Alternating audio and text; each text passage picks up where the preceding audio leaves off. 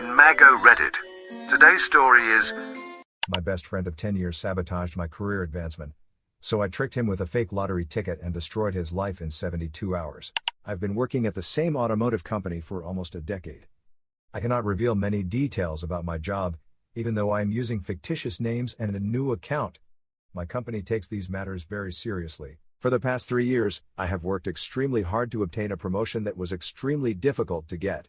I put in a lot of work just to be considered, as the position is quite important. About a month ago, my supervisor Lily told me that the position would probably be mine, since all the other candidates had already been ruled out. It's fair to say that my performance speaks for itself, and I've been leading my department for quite some time. However, something happened that literally ruined everything. I've been reflecting on the last few days, and I don't think there's anyone else who could have done it except Kevin, my best friend. Kevin and I have known each other since we were about 16 years old. We met at school and became best friends instantly. Kevin is a really nice person and comes from a wealthy family, while I come from a middle-class family. However, he never acted arrogant because of his money, so we got on very well. We went to different universities, but we kept in touch and then we moved to the same city. We have always supported each other and helped each other on numerous occasions. That's why I find it so hard to believe that he is responsible for all this. But again, I have analyzed this over and over again, and there is no one else who could have done it. Some years ago I married my wife Becca, and Kevin was my best man. That's how close our friendship is. But over the years, some people have warned me that Kevin is not a good person. Not that I believe them. My wife Becca didn't like him at first either, but over time she grew fond of him, as did other people. She used to tell me that he was envious of me. It's true that I've generally done better than him in most things, but that doesn't mean he had to be jealous. And even if he was, he wouldn't do something so crazy just to get back at me. More than 6 years ago, Kevin had a big fight with his parents and they disinherited him. He had no money and no job, so I let him stay with me. I spoke to my boss and got him an interview at my company. After working for a few months, he made up with his parents, but he chose to continue working to show them that he didn't depend on their wealth. So you could say that I'm the reason he works here, so why would he sabotage me? It doesn't seem to make much sense. I suppose you're wondering, if we're such good friends, why I distrust him in the first place? Let me explain exactly what happened. As I mentioned earlier, after getting him the job, Kevin and I started working together, and for almost the last 6 years, we've worked side by side. But I would say that because of my work performance and my interest in progressing, I've always been ahead. Kevin has never hidden his desire to lead, but because of my seniority and the fact that I get on well with everyone on the team, something that Kevin fails to do, I have always gotten the promotions. I think that between Kevin and I there was more of a friendly rivalry, because in the end we always helped each other. But some of my coworkers warned me that he wasn't really my friend. I thought they were just upset. A few years ago, when I told Kevin that I wanted to get the job I was working so hard for, he laughed and wished me luck. He said he wasn't interested in chasing unattainable dreams. But many months later, as soon as he found out I might have a chance, he also started competing for the job, which didn't bother me, as he had every right to try. He is confident in his work, as am I, and is the only person who could have tried to compete with me. But when it came down to just the two of us, our superiors didn't even consider him. He wasn't discouraged and wished me luck. A month ago I was convinced that the position would be mine. All I had to do was wait, and then, a week later, I was assigned a huge project. My boss Lily didn't say anything about it, but I knew this was her way of giving me a final test. Apart from the time pressure, there was nothing really complicated about the project, but I still gave it my full attention so that it would be perfect and no one could complain. All the members of my team did an excellent job of supporting me, as they knew what was at stake. Tony, a newly hired employee, was more than willing to help and also gave me some good ideas. A few days ago, the project was finally completed, and that was the last day I reviewed it. I must admit that I was very satisfied with the result. The next day, Lily took the project from my hands and sent it to the client. She knew that I rarely make minor mistakes, let alone big ones. Obviously, I took half a day off and went home to relax, because I had been working excessively on this. A few hours after arriving home, I received a call from one of my coworkers, who was very upset. He asked me to return to the office immediately, so I went back without delay. I found Lily and other department heads doing their best to control the disaster, because my project had caused a serious problem. Everyone above me was angry, but it was clear to me that someone had sabotaged me. Kevin played an important role in controlling the disaster, because after I went home, he reviewed the project and discovered that it was not what I had done. He immediately started informing everyone, which helped to mitigate the damage. He asked me how this had happened, and I told him I had no idea. He said that after I left, he wanted to review the project and discovered that it was something completely different. So he informed everyone. By this point, he wasn't even upset. He was depressed because he knew what this meant for my promotion. Kevin asked me not to be upset and told me that he even tried to take all the blame, just to protect my promotion. But everyone already knew that I was in charge of the project, so they asked him to stop lying. He said he did his best, and I thanked him. Then Lily asked me how I could have let this happen. I told her I didn't know what had happened. She was angry with me too and couldn't believe what was happening. Then a meeting was called and I was summoned. I tried to explain that someone had sabotaged me, but obviously the responsibility fell on me. No one could help me at that point, and this meant I didn't get the promotion I had been practically assured of. Instead, Kevin ended up getting it for demonstrating leadership skills and quick thinking. They were impressed with how I had handled the situation. He tried to act like he wasn't happy, but I told him it was okay. He said he had earned the position fairly, and I was happy for him. Everyone else felt sorry for me, and after that, I retired. Lily gave me this week off because she understands how I feel. Over the last few days, I've been asking myself, who could have sabotaged me? Who would have benefited from doing this? But I didn't find any answers, except Kevin. There was no one else who could have done something like this, and I didn't want to mistrust him. But yesterday, our new employee, Tony, called me and said he saw something the day before the disaster. He had forgotten something in the office and had run back. He found what he was looking for, but he also saw Kevin there near my computer. As he was leaving, he saw him accessing it, but he didn't think anything of it because he thought we were friends. But now he thinks Kevin was the one who did this. This upset me because it's another reason to believe it was Kevin. But here I am struggling with this, because I have never done anything but appreciate him and we have always supported each other. I would like to have an impartial opinion, a perspective from people who see this from the outside. In the meantime, I will try to gather more information when I return to the office. Update 1. Finally, I can say with certainty that I know who sabotaged me. I want to thank everyone who tried to help and gave me advice, because it was useful, believe it or not. Not so much the security cameras, because at least in my area there aren't any we can use. To those who suggested that I was jealous of Kevin's success or that I was simply a bad friend, let me tell you something. If I was jealous or hated him, I would never have made the post in the first place. I made it because doubting him seemed wrong to me, and no one else could have done it except him. Many also asked why I didn't suspect others. Obviously there are many people who could have done it. I considered them, but for various reasons I ruled them out. You see, there are certain aspects that others are unaware of, but all the other people who have worked under my supervision would have gained a lot from my promotion. They have worked with me for quite some time, so it is unlikely that any of them would do something like this. The newly hired person would not have known how to do it, which only left Kevin as a suspect. Now, although there was no one else to suspect, I still wasn't going to accuse Kevin without proof. That's how deep my appreciation and trust in him went. Even after Tony said he saw Kevin hovering over my computer late at night, I still wanted to think it wasn't him. But as the days went by, it became increasingly clear that Kevin was probably involved.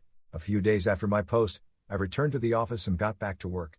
Kevin was acting normally and was the only person who kept insisting that we needed to find the culprit. He was very confident and had no doubts about himself. He pretended to help me find the culprit. I spoke to other colleagues and confirmed that none of them could have done it. The thing is, they had nothing to gain from this. If I had been promoted, their conditions would have improved because there would have been raises for the whole team. Lily said she had investigated and asked around, but she had no idea how this had happened and she apologized, as she knew I would never have made a mistake like that. I told her it was okay and went home. Until yesterday I hadn't told my wife anything. But after being convinced that it had to be Kevin, I decided to share my suspicion. I talked to Becca about it and told her what I thought had happened. She told me that Kevin had talked to her about me, about the project. She thought he was worried about me because he saw I was a bit stressed with the project, the promotion and everything else. So I imagined he was preparing some surprise for me. But now that I mention what happened, along with the fact that they saw him by my computer, it seemed pretty strange to him. So it became pretty clear that he was trying to sabotage my life, because none of the positive things Becca thought he was planning ever materialized. Why would he ask so many personal questions about me? It turns out that my best friend has been my greatest enemy all this time. For years, he has been jealous and wished me to fail, trying to harm me while I naively believed that he cared about me like a brother. I promise I will make him regret what he did to me. Just wait and see. Update 2. A week has passed since my last update, and I have finally decided what I am going to do about Kevin. Obviously, I wasn't going to let it go, but until now I wasn't sure how to proceed. At one point, I even considered whether I should leave everything behind and concentrate on my life. But people like Kevin deserve to have their lives complicated. I hadn't done anything wrong to him. I'd even supported him in improving his situation, but he tried to ruin mine. He was deeply jealous of me and all my achievements, and he could also have done many other things that I will never find out about, even after I had helped him countless times. By sabotaging my project, he broke our friendship. Because of his new position, Kevin has been quite busy, but yesterday he had some free time, so we had a chat. We always have lunch together outside the office, but in the last few weeks, he had been avoiding it.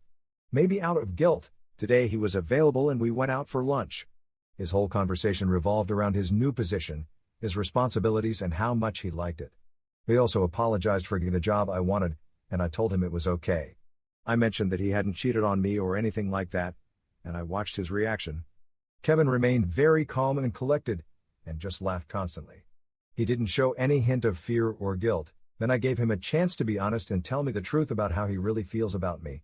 I asked him how he had been feeling about me lately, and if he thought our relationship had changed at all. He replied that he thought we were still the same and that we loved and cared for each other just as much as ever. He smiled and assured me that nothing could change how much he loved me. According to him, I was truly his brother, and he was happy to have someone who would always support him. In my mind, I thought I wished I could say the same, but I told him I felt the same way. Then he asked me how I was feeling, and I decided to do something to boost his confidence and happiness. I confessed that after everything that had happened, I had stopped feeling comfortable in my job and had been considering quitting. I told him that I no longer felt motivated to work and that I didn't feel as creative or interested in my work. I also mentioned to him that things weren't going very well at home, and that there were many problems between Becca and me. He expressed his regret, but I could tell that, in reality, he was quite pleased. It seems that this is exactly what he wanted, for me to be unhappy while he prospered. I can't explain why he feels this way, but I am convinced that he hates me and wants to see me suffer. After that, he got up and did something I hadn't seen him do in almost a year. He bought a lottery ticket before returning to the office. He used to buy lottery tickets frequently before, but he had stopped. I asked him when he had started buying them again, and he said a few weeks ago because he started feeling lucky. I wished him luck with that and left the shop with a big smile. That's because I've just found the perfect solution. He gave me the best idea of all. Kevin has only been working because his parents never allowed him to use much money or depend on them. They have never been proud of him and he wants to earn a lot of money to show them what he is capable of. Besides, if he wins the lottery, or at least if I manage to make him believe he won, he'll lose everything. There's a good chance he'll destroy his own life through overconfidence. I'm not entirely sure this is going to work, but the odds are good. So I'll give it a try. Let me implement this plan first and I'll tell you the exact results in another post. Update 3. I can't wait to tell you what happened. You won't believe it. I spent several days looking for someone who could make me a fake ticket that looked extremely authentic. If my plan was going to work, I needed Kevin to completely believe that he had won. If there was any doubt, things wouldn't turn out as I hoped. So I made sure I found the best person for the job. After searching for several days, I found an individual whose work was almost indistinguishable from the original. I found it hard to believe that it wasn't authentic. This professional designs tickets for corporate events, where employees receive these tickets and can win prizes. Typical at end-of-year celebrations. I met with him and asked for his help. He was surprised that I only wanted a small amount and almost refused, but after I explained why I needed it, he decided to help me. He wasn't going to buy 100 tickets, which was the minimum required to get the machines up and running. Then I looked for someone who could sell it to Kevin. Obviously, if a shop sold a fake one, they would get into legal trouble, so they would never agree. But if a casual salesperson offered it to him on the street, there would be no problem, and that way, no one would believe his story later.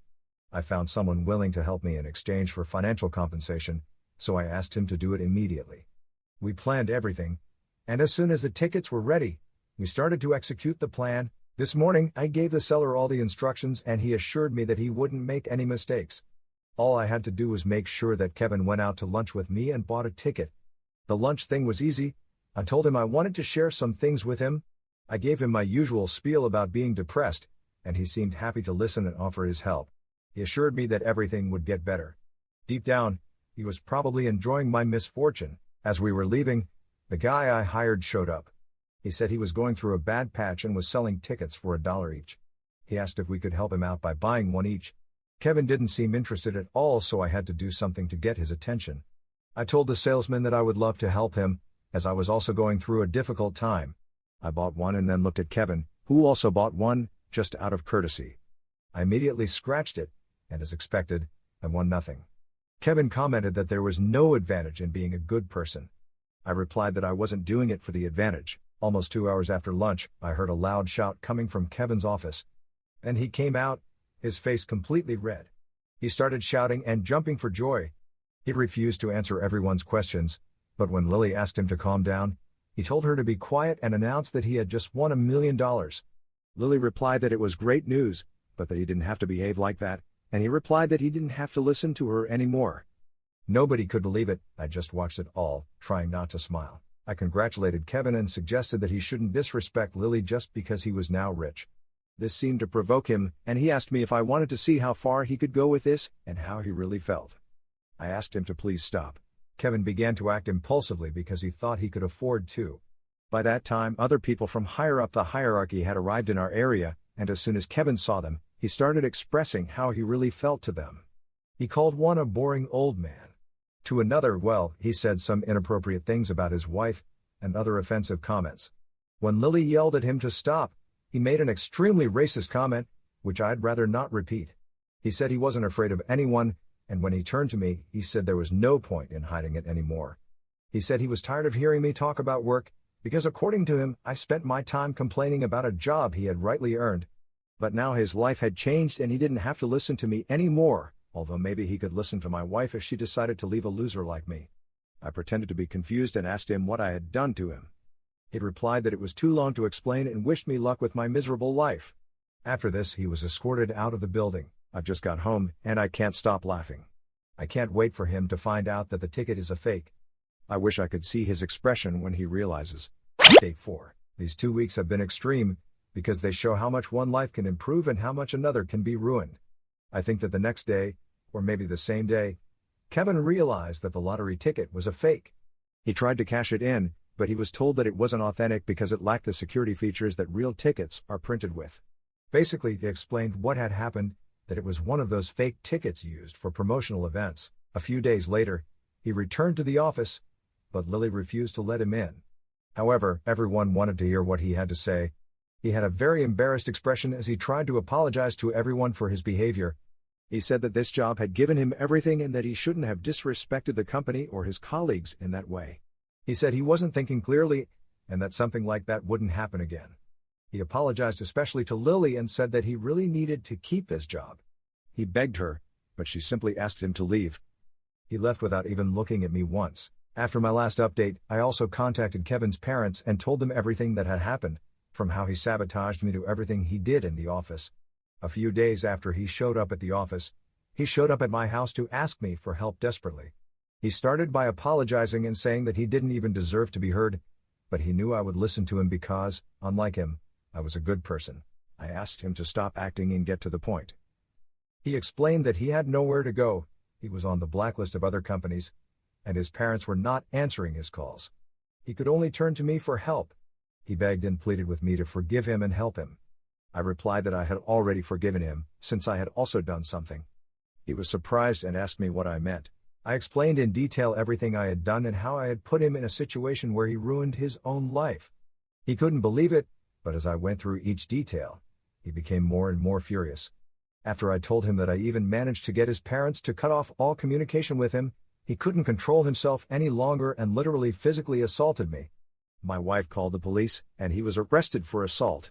I could have been arrested too, because I certainly defended myself, and I definitely wanted to hit him back for weeks.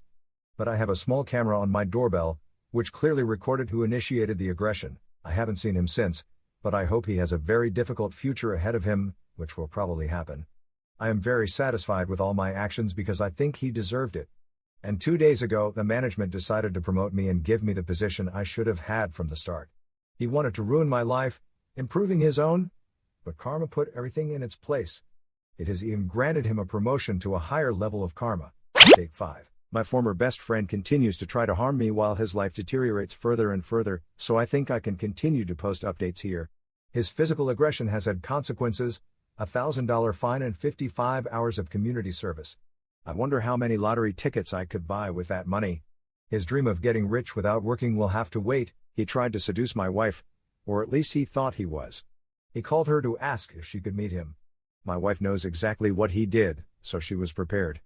She told him she wouldn't meet him unless he explained what he wanted. He replied that he could only tell her in person, but considering the place he chose for the meeting, his intentions were quite obvious. It wasn't just a coffee. She rejected him and told him that she wouldn't go to a place like that with him, that she had a good husband, with a good job and a good salary. She was just provoking him. But it was enough for him to ask if she was only interested in money, because he had the same position that I have now when he stole it from me. And yes, he used the word stole, although he later tried to qualify it by saying that he only mentioned it because we had been competing and he got it at the last minute. The last I heard, he had moved to another part of the state, although I don't know where exactly. Not only because he was on a blacklist here when it came to getting a job, which is a valid reason for moving, but also because many people know his story, and it has become one of those funny work anecdotes that everyone in the city talks about. Everyone knows him as the guy who quit his job for a toy ticket.